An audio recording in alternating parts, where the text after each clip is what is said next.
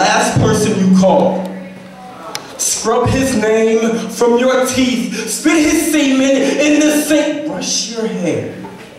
Place bobby pins predictably, one on top, two on the side, bright red lipstick, spray seduction and cinnamon spritzer on your collar. Don't forget the baby powder, make it sweet.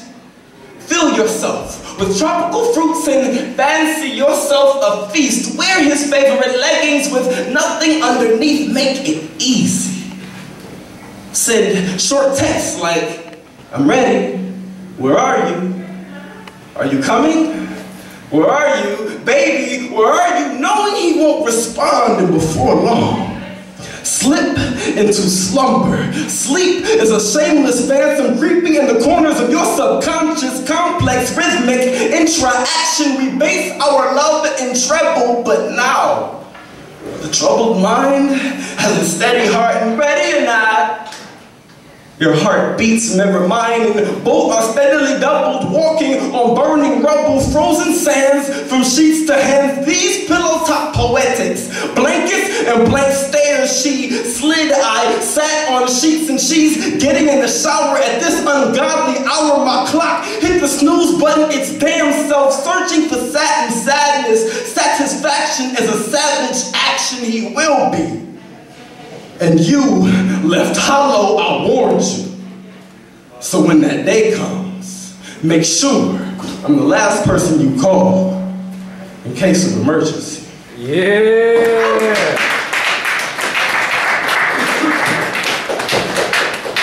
Welcome to the Support Your Local Poet Open Mic. I am Ether, I am one of your co-hosts for tonight, and thank you all for being here. Give yourselves a round of applause for joining us tonight. Thank you for coming out.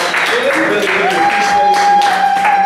A few things before we get started. Can we say house rules? House rules. All right, somebody repeat after me like you actually been to a poetry before. Somebody say house rules. House rules. First rule, if you have a cell phone, please put it on vibrate or silent or another manner that will not disturb the performance tonight. We want to give as much respect to the artists as possible. It's really difficult at times for some people to get up stage and share their work with people, so we want to give them as much respect as possible. Secondly, somebody say house rule number 2. House rule number 2. We want everybody here to have fun when you come to the microphone. It's all about self-expression. It's all about being open. Feel free to share anything that you have, whether it's a poem, a song, a dance. If you feel like singing, it's perfectly cool, as long as you find an open mic list that's located on the first table. We good? Okay. What's house rule number 3? House rule number 3. You don't want to be filmed. Oh, thank you. Somebody say house rule number 3. House rule number 3. If you do not want to be put on the film of the Support Your Local Poet Open Mic for tonight, please see Jenny, actually the beautiful lady behind the camera. Just tell me when you come up. And let her know, just make sure you let her know that you do not want to be on the footage. Is that cool? Everybody having a good time so far? Somebody say cool. Cool. Somebody wants to hear another poem, say peace. Peace. Cool. Alright, so I'm gonna keep one more poem. I'm gonna get to this open mic list. If anybody has anything, please do not hesitate to see Nick Custer right here at the front table and sign the open mic list. It's perfectly cool. Alright. This poem is a poem that I wrote in 2013 for the Black Poets Society of Michigan State. It's called Box Kid.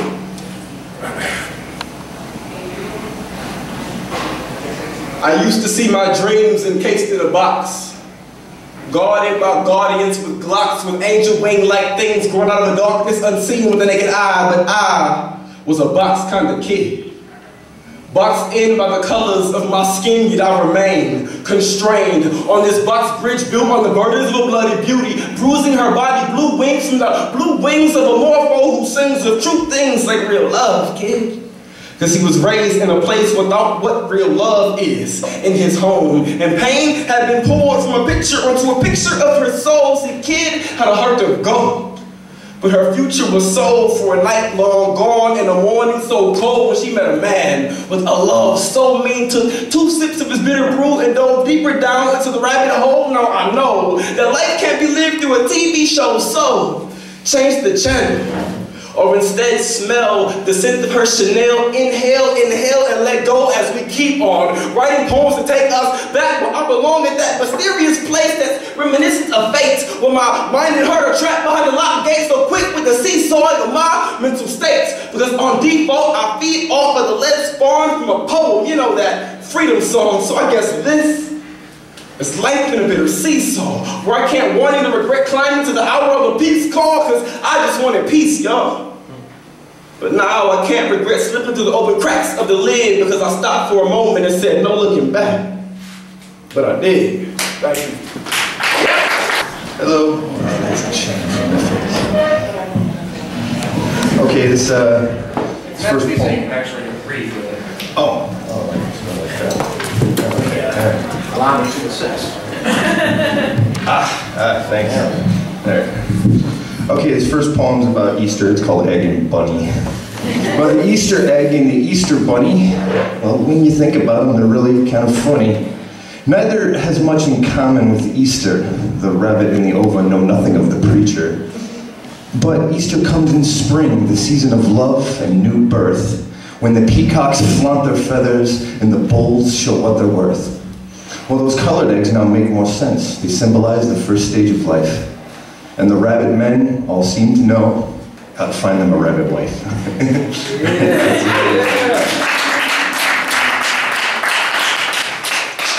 Okay, this next piece isn't really a poem, it's actually a fable, but I figured that they were closely enough related that, you know, that it would still fly.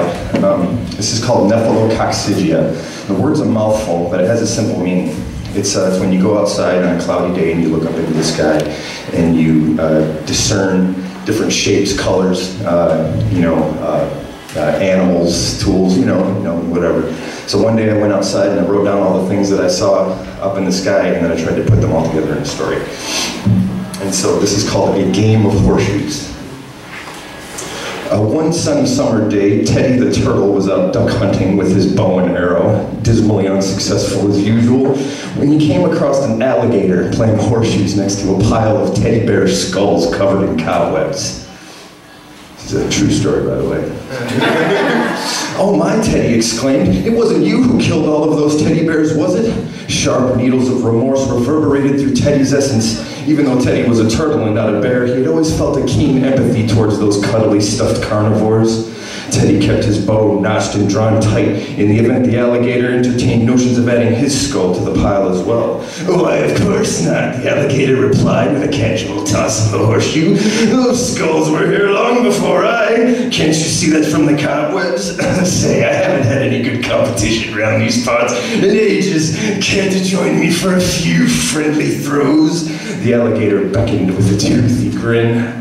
Teddy's brow furrowed in thought, and he fidgeted in evident agitation. As a hatchling, when he used to play horseshoes with his brothers and sisters till the frogs took up their nightly chorus, his mind reeled back to those days. Teddy relaxed. How could anyone who loved to play horseshoes possibly wish him any harm? Oh, sure, let's do it, Teddy said exuberantly. Excellent. 3 throws each will be the game, the alligator explained, and the winner wins this. The alligator procured a golden wishbone, seemingly from thin air, and held it up for Teddy's inspection. With this magical clavicle, you may acquire that which your heart holds dearest. Oh, Teddy writhed in confusion for an eternal 5 seconds, and it nearly occurred to him to inquire why the alligator didn't just keep the wishbone for himself. But turtles haven't exactly been renowned for swiftness in any of their faculties. All right, you're on. Teddy sat down his bow and boldly strided over to the horseshoe pits. Wonderful, the alligator chirped. He juggled his 3 horseshoes while he handed 3 more to Teddy with his tail. You throw first. Teddy felt the weight of the horseshoe in his hand. It was perfectly balanced. A calm came over the turtle. Having played this game innumerable times before, he focused on the far stake and pitched his first horseshoe with a graceful arc.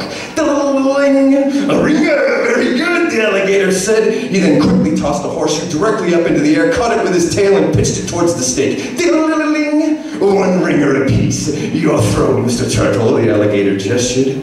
Very impressed, Teddy took 5 deep breaths to calm his nerves before throwing his next horseshoe, again with the same smooth, practiced stroke. Again, well done! gun, the alligator replied.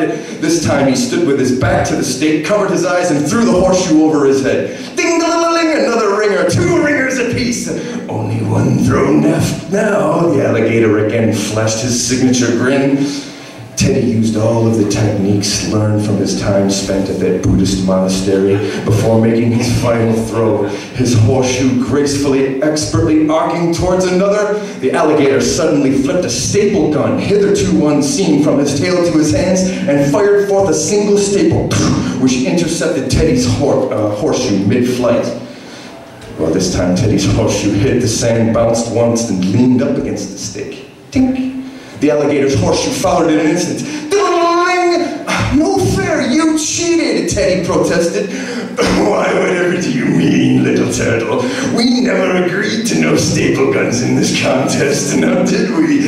And any rule not aforementioned agreed upon prior to commencement of said engagement is therefore not subject to enforcement or being brought forth with as a point of contention.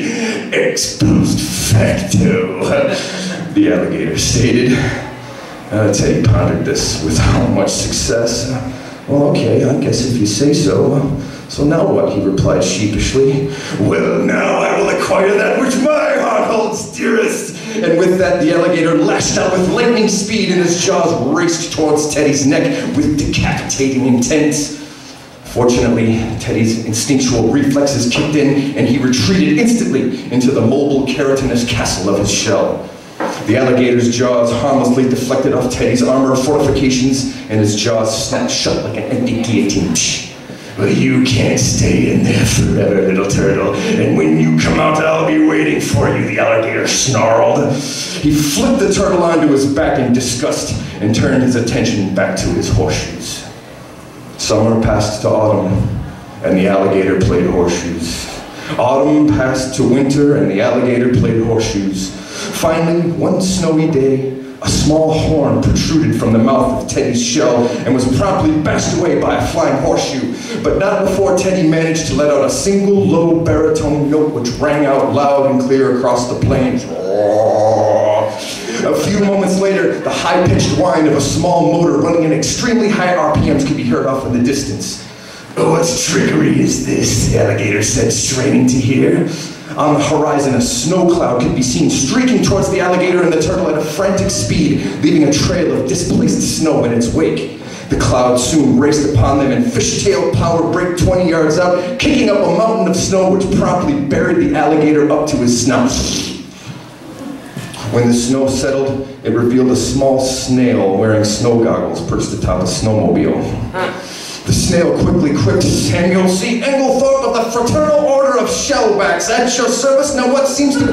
Oh, Theodore, my friend! Seeing the predicament his turtle friend was in, the snail hopped off the snowmobile and dashed over to the rescue. 3 hours later, Sammy reached Teddy and after rummaging around in his shell for a hydraulic jack, flipped Teddy back right ways. Under normal circumstances, the alligator would have been dining on garlic escargot and turtle bisque by then, but luckily for our heroes, the internal engineers of alligators had not yet divined the secrets of metabolic homeostasis, and the mountain of snow had chilled the alligator's blood to a deep cryogenic freeze. Well, thank you so much for the help, Teddy ventured. No need for thanks, my boy, no need. Sammy saluted Teddy with his tail, leaving a trail of slime across his forehead, and recited the credo of the Fraternal Order of Shellbacks. Any creature with a shell for a back, Sammy began, will never a friend or a helping hand lack, Teddy finished, and with that they clapped backs and dashed back to Sammy's snowmobile. 3 hours later, they were cruising off safely into the horizon. And as it is wont to do, winter passed into spring, freeing the alligator from his snowy prison. He snorted and clicked his jaws in defeat. And the alligator played horseshoes. The end. Yeah! My name's Lackluster, I'm your co-host for the evening. How you guys feeling tonight? Okay, there's like 2 people over here feeling it, and you guys over here definitely feeling it, but how are you doing tonight? Alright. I dug that, Mark. And you know what? I really love this audience. You guys are so fucking polite. You're all just like, oh, I don't want to walk in front of the camera. You know? Try to barrel roll under it. And just kind of settling your room. It's fine, you know? We're all veterans, it's a small room. If you need to come and go, come and go. It's a bar. We're here to support the bar and each other, right? Support your local poet. Yeah. Hey! Just being here supporting them. Just do something silly when you go past the camera or something. Yeah. That'll be great. All right, so I just want to remind you guys, we have a couple poets on the list, but there's still room for at least 5 to 10 more, so check it out. I'm going to read one quick poem, and then we'll get to our next poet. Cool? Go ahead, poet. Cool. Yeah, I'll just read it. It's called Bulldozer in His Bungalow. Girl, I want to rip into you like a demo crew with a passion for the jobs.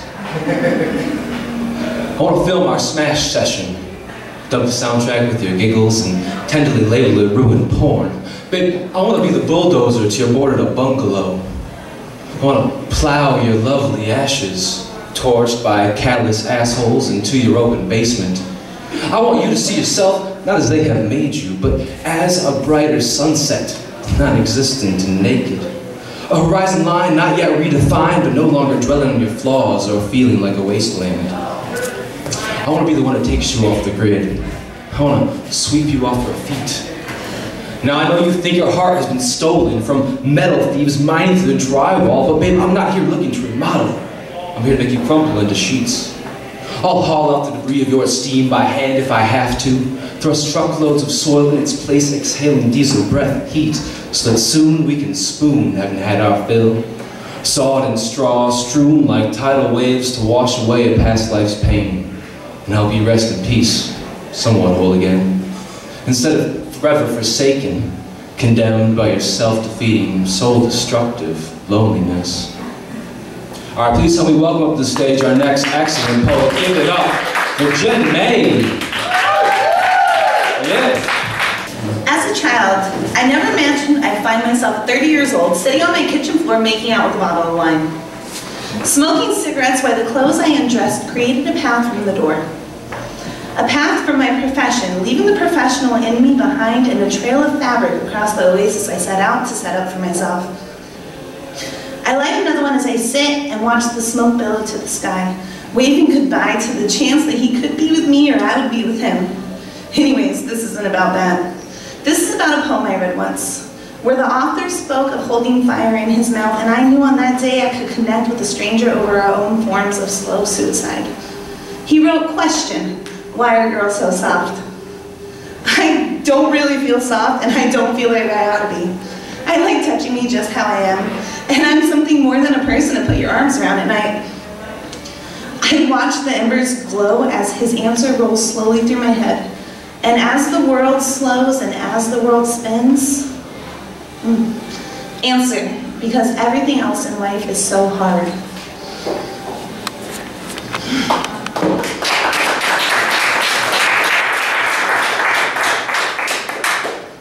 I hate cell phones, but They love you. You look cool. give me a second. Really? Yeah. Okay. I've built a fortress around myself made of unread books, unsaid words, to-do lists, and wishes that never came true. I painted walls onto them with the colors of my life and hung pictures of my favorite times. I filled the quiet with songs of heartbreak and hearts healing and warmed the floor with dancing feet. I tore my heart off my sleeve and used the glass to make a little window to watch the sunset. And sunrise, and birds, and trees, and to sit in a little chair staring off into the distance, wondering if I'll ever dip my toes into the ocean again. I used the last of my hopes and dreams to carve a little door and fashion a little puzzle piece out of all that I had left to give. And I sit by my window, watching the world go by as you hold so hesitantly onto that little piece of me. I think I have a little more.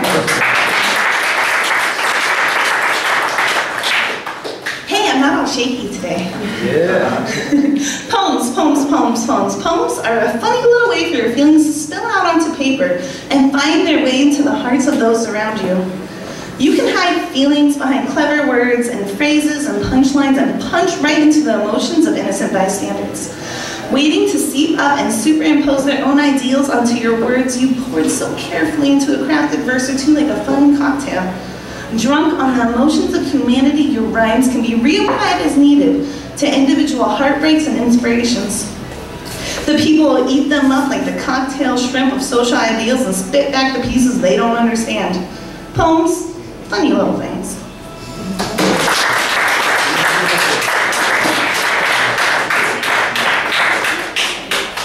As a vow to always walk in the light, I replace my feet with suns. So now, I can skate across skies to warm every window. I whisper grapes to wine. I have finally found my celestial center. I can melt every obstacle underfoot. See, I no longer go to clubs. I kick it in constellations. Me and my intergalactic circle of friends push punch lines like planets. We play catch with comets, making metaphors from meteors. We break beats with asteroid belts. You come any closer? At most, fear, we least of your worries. See, my atmosphere is clear but closed. Turn poems into poetic flames thrown through solar flares. Hyperspeed analogies ascending cosmic stairs with the stairs. From the space station mimicked across sea and nations as the invasion of aliens who just want to write. Storm into your open mic with suns for feet.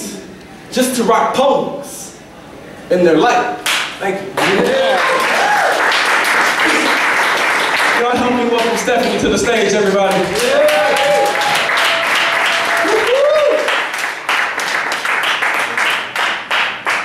I was hoping there was one more before me.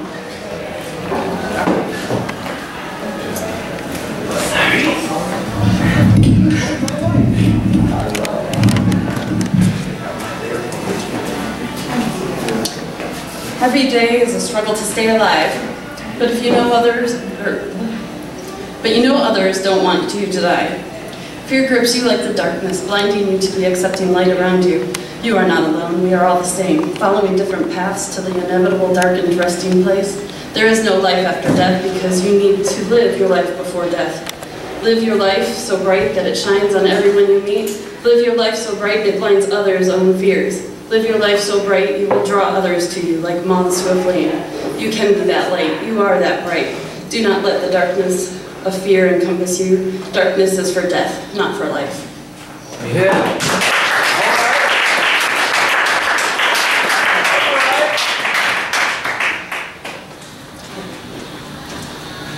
Fat is not a feeling. I didn't know I was fat until my mother told me I was. You need to lose weight, she'd tell me. Do you need to eat that, she'd ask. I didn't hate my body before that point until I was told repeatedly that it wasn't good enough for the person who was supposed to love me unconditionally. Suddenly there seemed to be conditions attached. You weigh too much. Do you really need to eat that lunch? I'm a kid, how am I supposed to know what to weigh? I just wanted to play. Memories of biking every day just to get away from the "you're too fat." Memories of swimming, playing, jumping, but still not good enough to be told I was loved and accepted no matter what. Memories captured on flimsy pieces of paper, glossily looking back at me, distorted images of my younger self. Sleek, thin, smiling away the pain, hiding beneath. The echoing words from my mother making me feel shame for the body I was in. I did not see what she saw. How was that fat? Yet her words echoed painfully in my head as the next bite silenced them. I didn't feel fat. I didn't think I was fat. Maybe she saw something I didn't see. Clearly I was wrong. I opened my Christmas gift to find Richard Simmons' dealer meal looking back up at me. Clearly, I wasn't good enough. High school came with the knowledge I was fat. I had been told so many times over now. 5 years of beating the pain away, of not being good enough, finally turned me into someone my mother told me was fat. She told me to hate my body. She taught me I wasn't good enough based on how I looked to her. I must be ugly because my mother didn't like the way I looked, constantly wanting me to change so she wouldn't be embarrassed. I learned to be ashamed of my body, of myself, of my choices. I did this, ate that, I am ugly, I am unlovable. For years, I struggled to regain control of my body, of the self-respect, self-esteem, but those words of meanness stick with me. You are fat. Distance, time, and social media, the only things that changed my internal mantra. I am ugly, I am fat, I am certainly none of that. No. I am beautiful, I am me, and that is all I'll ever be. If that is not good enough for you, then all I have left is a big old fuck you.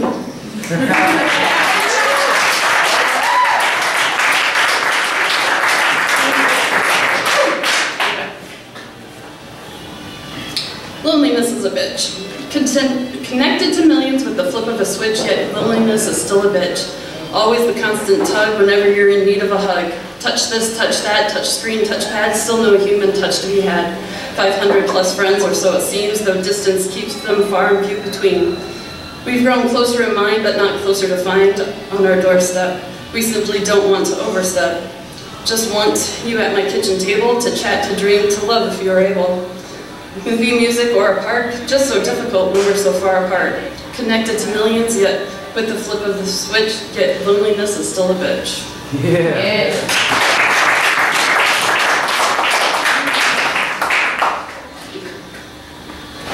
You don't know me because I don't know me. You meet me and all you see is what is in front of you. You don't see my past, my struggles, my joys, my sorrows. I tell you what you want to know because you ask. I don't tell you what is below.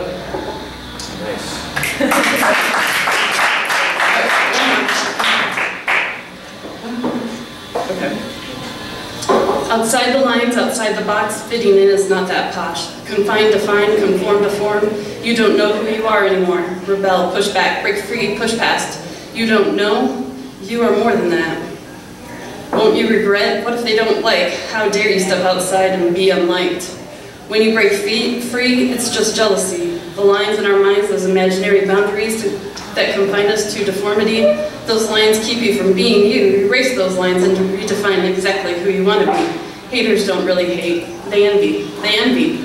They envy. The room is littered with scraps of food and wads of napkins, jizz-soaked remainders from countless rendezvous with masturbatory monotony.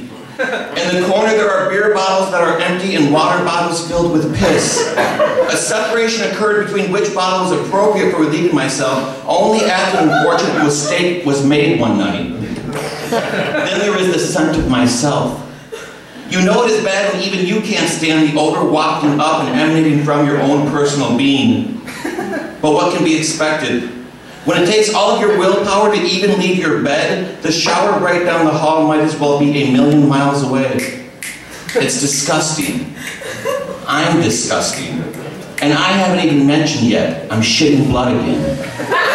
I wonder how many times a variation of that sentence has been used in poetry. I used to say this was all for my writing, but I've only recently realized it's the other way around. I don't do this for the writing. I write to justify this, because nothing else does. And something might as well come from this.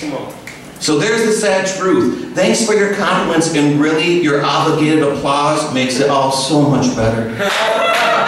But now you know. Now you know what is behind every word written, each sentence constructed. A coward. I never wanted to be like Hemingway, a man with his fingers stuck on the trigger for 60 years before he could finally man up. I never wanted to be a coward. But the proof is in the pudding, as they say. And so now you know. This isn't poetry. No, there are no comparisons to summer days, no sightings of Plutonian shores. There are no remembrances of my captain, or talks about stopping by the woods on a snowy evening. No, this isn't poetry. This is a 20 years long suicide note. And now we have reached the point once again where you all clap your hands and placate me with your applause. Ladies and gentlemen. That one's called applause if you're an asshole. Yeah. That's how you snap. I'm an asshole. Right. So this one is called But if I'm not a writer, what am I? I think the greatest thing I could ever hope to write from here on out would be silence. The words have failed me. While looking over years and years worth of scribbled words and thinking about where they came from or what inspired them, a thought dawns on me. They're pointless. They're futile. They're lacking. They've failed. Not a single poem fulfills its duty or serves its purpose of capturing the moment, including this one now. This very moment here, when not a single word comes to mind to properly explain what I feel. I loved her. Maybe I didn't love her good enough, and maybe I could have loved her better, but still I loved her. And she gave me one of the best times of my life. For once, a relationship not built upon fighting or drugs, who could hurt each other more. And she was good to me, kind to me, a kindness I had never known before. It baffled me. Yet in my bewilderment, I was happy and selfish, so much so that I was never able to see how unhappy she was. So words like "I'm sorry" just don't cut it, and sayings like "I miss her" just don't do justice. She's worth more than that. It shames me to even consider making her and us and our time together nothing more than another collection of shitty words on paper. She's so much more than another bad poem. But that's all I have to give, because the words have failed me. So I say to hell with them. Yeah.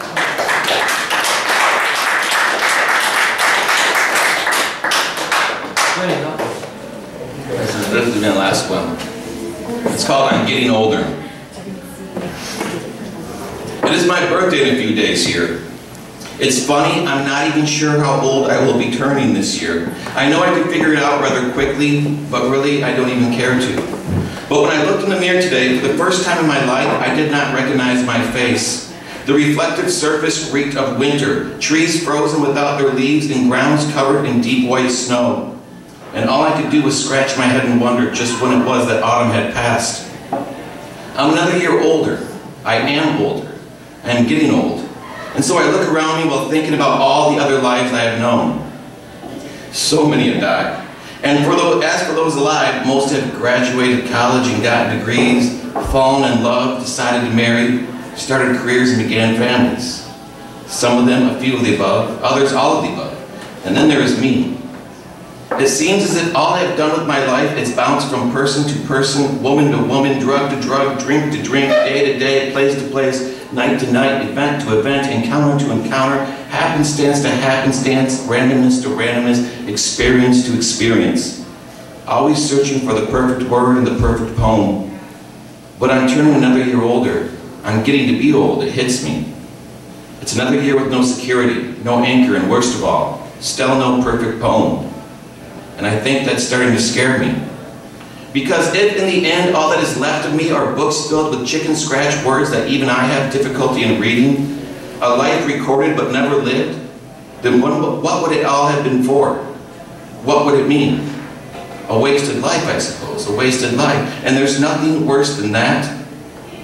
Maybe though, just maybe, it's still in there somewhere, that perfect poem, like a bear in hibernation or a caterpillar experiencing metamorphosis.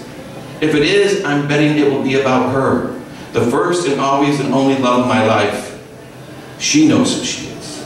The one I swear never to write about again, but still, even years and years after not seeing or speaking, find myself caving in and doing just that each time I put pen to paper. Yes, I bet it will be about you. And so maybe getting older isn't so bad. Maybe getting older is just what it takes. Even if with no security or anchor or place of call home, maybe that is the cost of the perfect poem. Decades and decades of getting older, decades and decades of your absence, with all time spent searching for something that makes sense, while all the while residing in some dark corners, loving you from the shadows with nothing but years' worth of dead flowers and stacks of valentines not sent, and a collection of anything but that perfect poem. Maybe that's what it will take, though.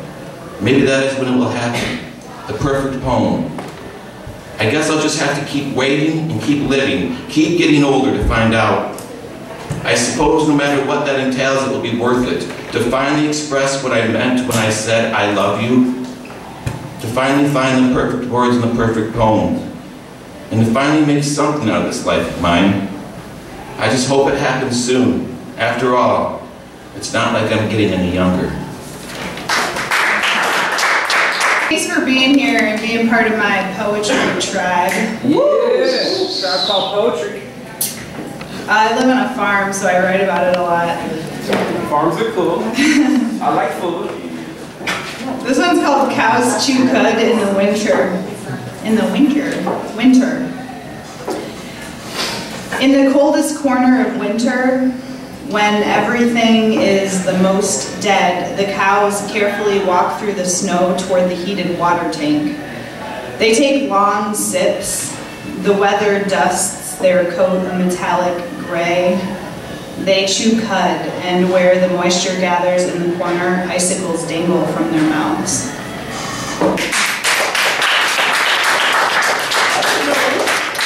I write short poetry. I kind of just like get in and get out. So if you ever wonder like if it isn't over, the answer is usually yes, especially with this one, it's really short. It's called In the Deep Cellar of Winter. I wrote it about my grandma's cellar, her root cellar. In the deep cellar of winter, between the jars of canned peaches, pounds of potatoes, spaghetti sauce, and stewed tomatoes, in the dry chill, I became a woman. Wow.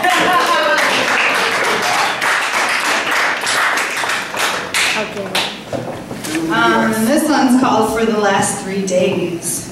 A Japanese beetle has been roaming the wilds of my bathroom. Cotton ball boulders, porcelain crater, towering electric toothbrushes for old oak trees. It has 13 little black periods on its rust-colored back. When I bend down to look at it in the eyes, it retreats to the Blue Basket Fortress, traveling over bobby pin obstacles, completing emery board odysseys, to hide under my wooden hooped earrings.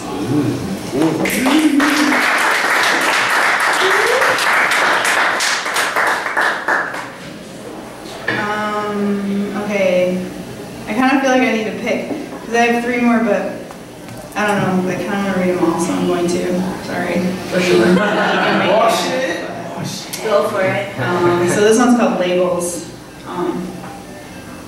I've taken to sitting in the dark at the dining room table and listening to the clock that has been hanging in the same place for so long that no one in my family can remember where it came from. My grandfather's stroke, after my grandfather's stroke, as he was learning to speak again, everything around the house was labeled. Cupboard, chair, microwave, book, table, refrigerator, telephone, clock. Yeah.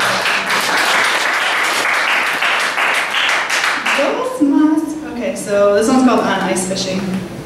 What I remember the most is the way the poles felt in my tiny childish hands as I set them up on their little wooden stands. Those days we were vigilant, ensconced in a womb of darkness, staring at the blue-black jagged hole augured in the ice, waiting for the fish to tap out their secret Morse code onto the bright orange and white bobbers. Every time you left the shanty to pee, it felt like walking out of a matinee.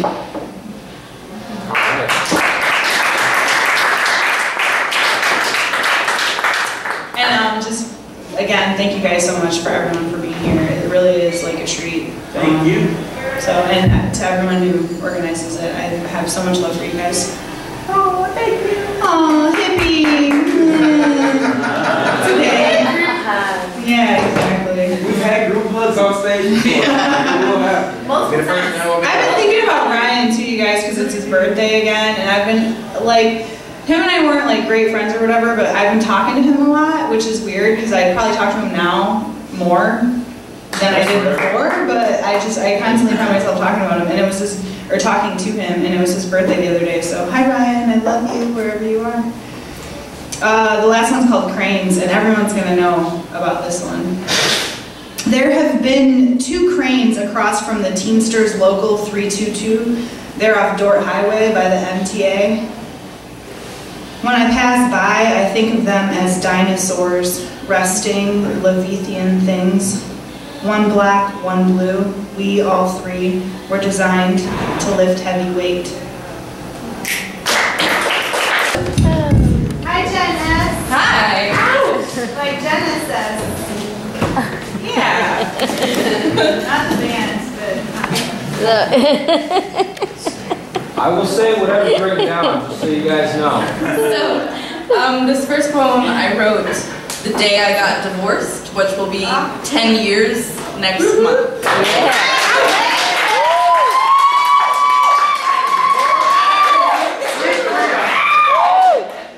Such little ceremony, quiet ritual. His and her words like incantations to bring about the magic of the end. Sort of the opposite of beginning. Similar in the same invocation, some in charm, but for continuance. Such spectacle on the street, not exactly waves to rice, but theatrical embrace, tentative twine of fingers forced release. I think I'd rather remember this ash of burnt down cigarette, stamped it out in cold sand. On the sidewalk, the sound of heels.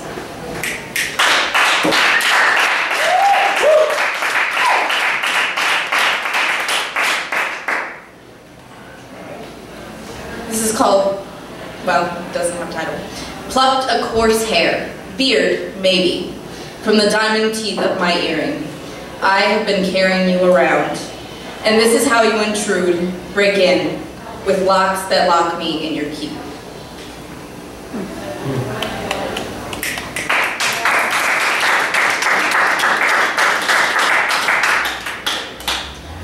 This is called Insecurity. What hidden intent do I convey without meaning to?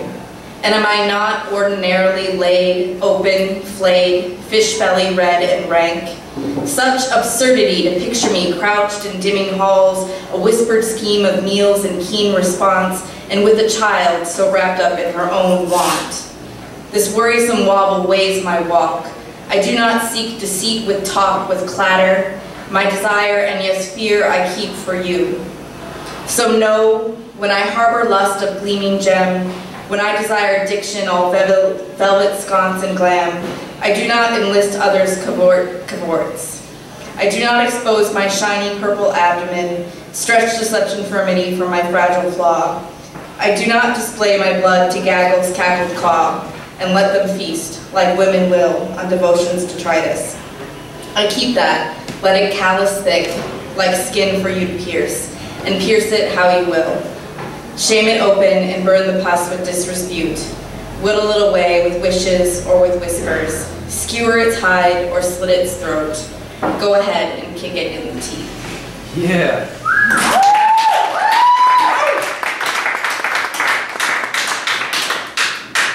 That was so good. Thank you. And then I'll just read one last one. This is called About the Photographer, and it's about one particular photographer that I know, but really all photographers.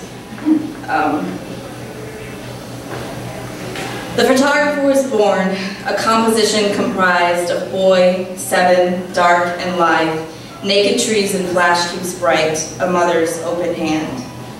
The photographer has established himself always just outside the frame, entrenched in that space, the inevitable break between what is seen and seized.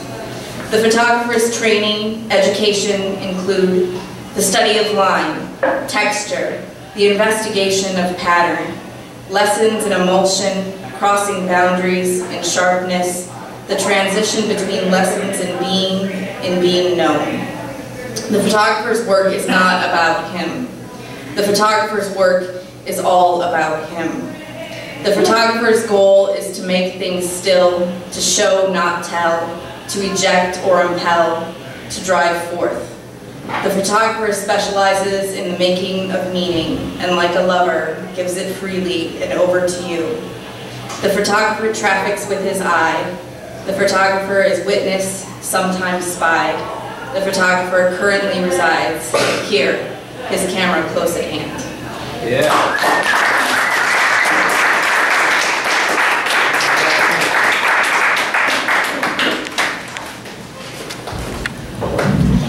Ladies and gentlemen, at this time, please help me welcome DJ Microwave himself to the microphone.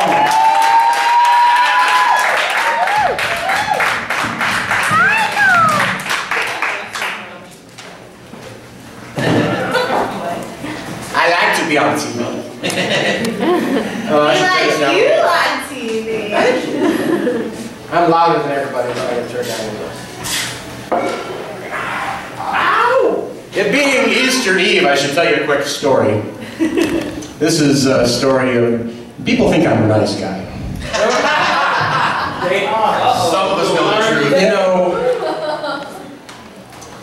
this was the beginning of me learning to be funny. Because for years I wanted to be funny. I tried very hard to be funny. I was not good at it. I remember very clearly getting up in front of a grade school classroom as I was being introduced to the new class, because I was a new kid in town, and trying to do a stand-up routine. And I had an oil painting looking at me. It was the saddest thing I've ever experienced in my life. I'm actually still crying a little in the inside about it. We'll laugh. But this is where I discovered comic timing. Got up early in the morning, Easter morning, went around the house, found my little basket of goodies. I'm sitting there in the living room, you know, working on my chocolate eggs like you do.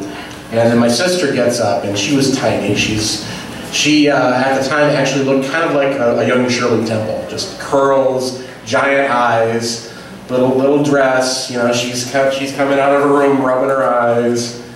The most sensitive, sweetest soul I have ever met in my life was my little sister. She looked around excitedly, wondering where her Easter basket was. And at that moment, by some accident of fate, a car drove by and backfired loudly. And without missing a beat, I looked at my sister and said, "Dad just shot the Easter bunny." She has not forgiven me to this day. Anyway, here we go. Like a beetle on its back. Everyone has a dark side, so they say. But what if I fall on my helpless back and all that can be seen is darkness? Black shiny legs, barbed and writhing, waiting for the footstep that brings cold silence forever. Not this time, it seems. Yeah.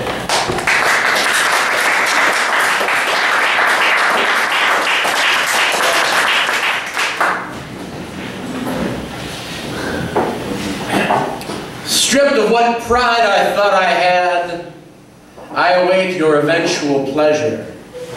Awkward and twisted on this dusty floor. You see, I must be broken deliberately if I am ever to be whole again. There is no anesthetic strong enough for the admittedly risky surgery I have elected to perform on myself, and I cannot do it alone. For this next trick, I will require a volunteer.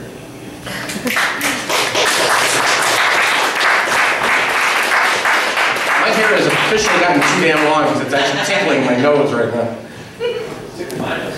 Is it tickling your nose too? Wow, that's hard. I need to arrange for a haircut immediately. I am inadvisably thrilled by the tentative touch of an intoxicated tongue, like a gentle brush of a butterfly's wing. I thought Rachel's home for sure. Okay.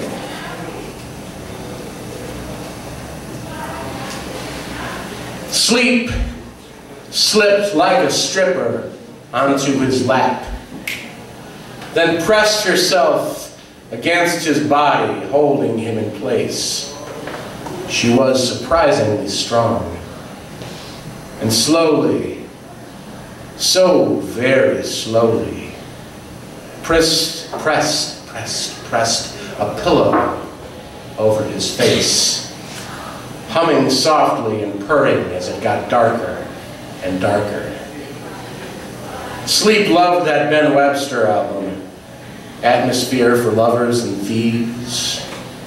When the record ended, she danced like moonlight on water to the crackles and pops of the vinyl. She danced to his low, shallow breaths. She curled up next to him and listened to him snore and waited for morning.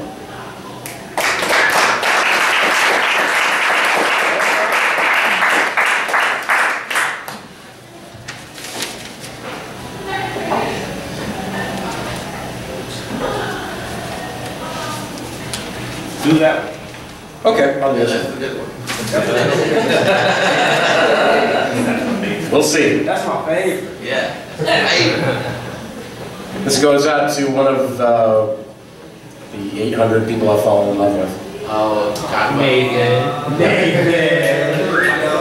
An oblique dream of her name, whispered in a formerly dark, dusty corner, now illuminated by a single shaft of desperate sunlight, was enough to set whole nations afire.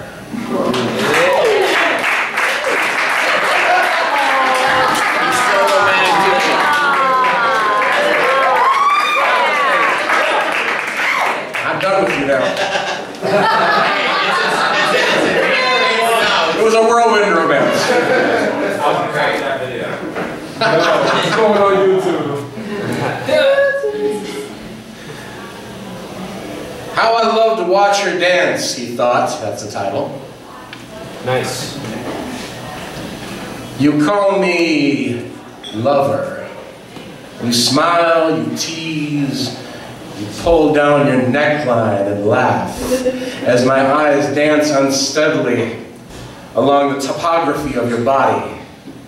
My hands suddenly famished, grasped, fingers tingling. Am I having a heart attack? I idly wondered. And you dance away, eyes laughing.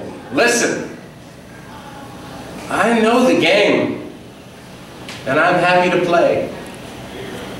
The little heartbreaks let us know that our hearts are alive.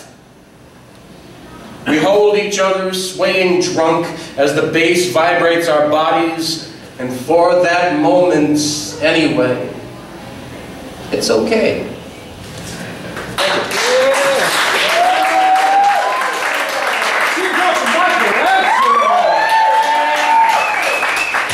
And if you like that, you can see him every single Saturday right here at this very table, you know, rocking.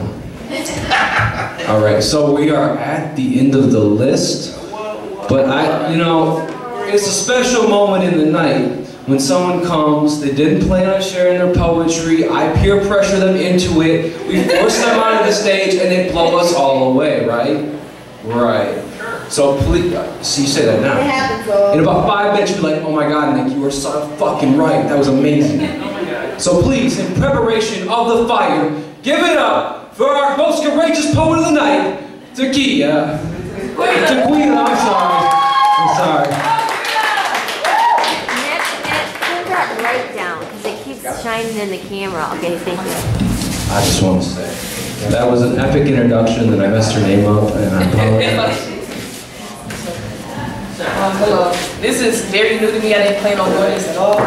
But I just wrote this, like, I was dealing with somebody who's like, you know, like when you mix love and infatuation, you really don't know how to love when you're young. So I just wrote it. I just wrote it like less than 2 minutes. I just wrote it and just sent it to him. And then I was just like, okay, I'll do it. But here it is.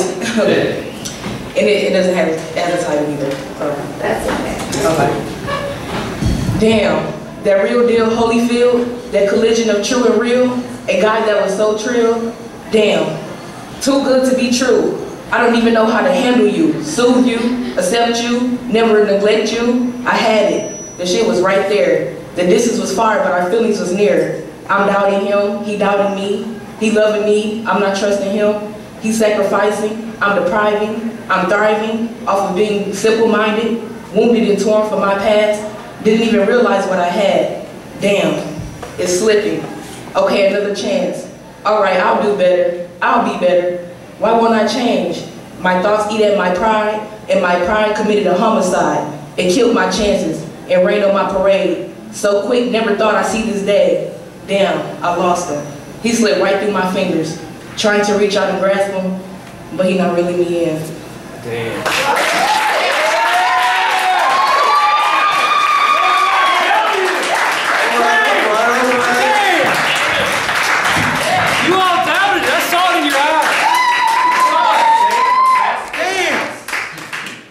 I'm so glad you came up here. Well, nice. All right.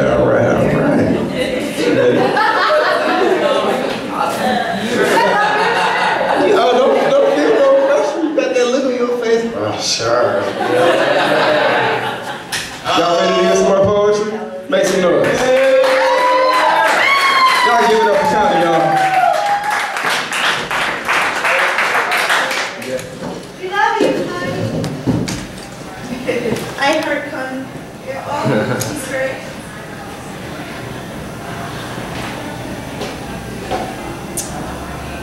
Okay. Yeah, we'll try it now. Fuck up. It's okay. We love you anyway. I'm still working on the delivery part. My middle name is fuck up. It's alright. That's your first name. When the fuck up, Rob? No, you look. I've already fucked up. It's okay. First name is shut up. Connie and the fuck up should be a band. Okay, I'm gonna read it differently just because you said that. Play it for me, baby. I think I'll ramble on about my love for music, how it heals my gaping wounds and pulls me in sanctuary. No worries, no regret, no pain or darkness of any kind can find me lost inside this place. You see, it's a refuge I seek, a place of rhythmic vibrations which consume my being, and you can lead me there if you would only play for me, baby, please.